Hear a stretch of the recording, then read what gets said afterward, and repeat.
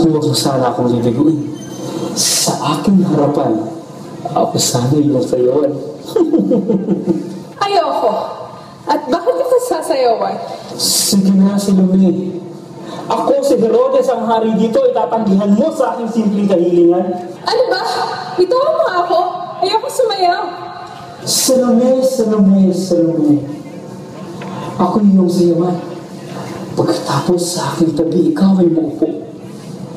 Habang sinasaluhan mo ako sa aking anak at sa bintay ng mga labi mo, siguradong tatamis ang alak ko. Nahihiba ka na ba? At bakit ka sasayawan? Pagkatapos gusto pa akong tumabi sa'yo at saluhan ka sa alak mo, isang malaking imposible ang iyong gusto. Salome, makinig ka. Ikaw ay sumayaw. Lahat ng gusto mo ay mapapasa iyo. Kahit ang korona man ng iyong ina, sigurado ibibigay ko sa iyo. Herodes, hibang ka na nga. Lahat ng ipinangako mo sa aking ina ay hindi mo na ibigay. At ngayon gusto mo pa akong maniwala sa'yo? At balak mo pang ibigay sa akin ang korona ng aking ina? Salome, Salome, ako yung iyong sayawan. Mga tao, si Salome ay sasayaw. Herodes, nababalo ka ba? Salome, lahat ng tao naghihintay na makita kang magsayaw. Kahit na ang gobernador Pilato. Salome, makinig ka. Saksi ko ang gobernador sa pangakong bibitiwan ko sa iyo. Kapag ikaw ay sumayaw, lahat ng gustuhin mo ay mapapasa iyo. Sa isang kumpas lang ng aking kamay, sa harapan mo, ilahain ang man ang iyong ibigin. Lahat ng aking iibigin? Oo, Salome. Lahat ng iyong ibigin.